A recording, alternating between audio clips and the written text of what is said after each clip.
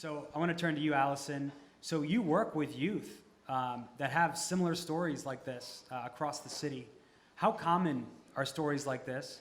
And what impact does this have on people? You know, are people afraid to go to school? Are people afraid to get health care because of these new threats of deportation?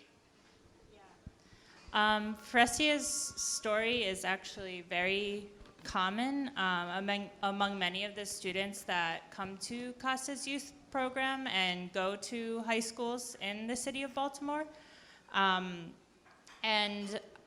I constantly receive text messages and calls from my students like, Miss Allison, is it safe to go to school today? I heard this, or I heard that rumor, or Miss Allison, is it safe to go to this doctor or that doctor, or talk to this lawyer, or just different questions that reflect the state of fear that immigrants and immigrant students are living in today.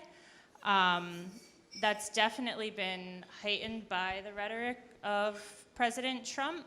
Not to say that in the past administrations there weren't deportations or there weren't raids, but the way that the Trump administration has been targeting all immigrants, regardless of if they have a criminal background, has definitely heightened the fear in the community, and has been reflected in the conversations I've been having with my students. Thank you. So Jared, we heard a lot. We've heard a lot so far about different issues that people face in this country. You're an attorney. I wanted to start off by asking you, what do you say to people that say, you know, people that are undocumented should be waiting in line, and that they don't have a right to be here? They should get in line like everyone else. That's a common refrain that we hear from people that support these deportations and these raids that we're seeing across the country.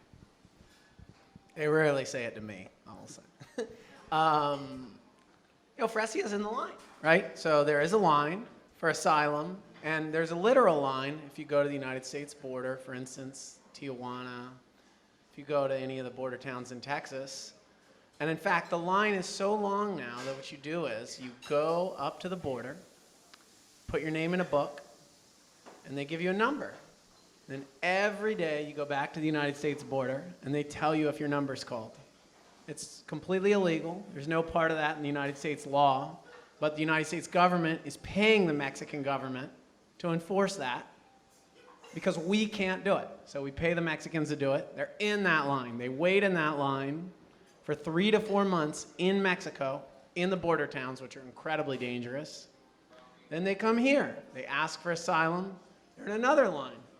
So I think the first most important thing is that most of the people we're talking about in this particular crisis that's happening right now, they're all in line right now. They're in it. They're following the law. They're doing exactly what they should be doing. And Allison, what do you say to people that want to get involved and that want to help out in the work that you're doing and that Casa is doing and that other groups are doing across the city? And also, what should people know if ICE comes knocking on their door? Yeah, in terms of something that allies or people in Baltimore City can do, number one is to be informed. So if you see a Know Your Rights or bystander training pop up, there's events on Facebook. Casa has been hosting them.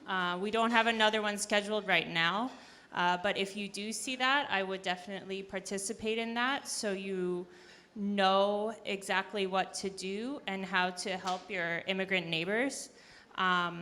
Another thing, if you do see a raid happening, is to call Casa's hotline, which is 1-855-678-CASA. 2272. And yeah, it's 1-855-678 casa 2272. That's casa 2272. And another thing you can do is to videotape the scene, basically. Don't try to interfere with the justice that's happening, but you can videotape it and try to gather any information you see, license plate numbers, agent names that are involved in the scene. And if you do have immigrant friends that you are close with or comfortable with, ask for their name and date of birth, because if they are detained, organizations like CASA can look up where they're being detained with ICE. That's information that's on ICE's website.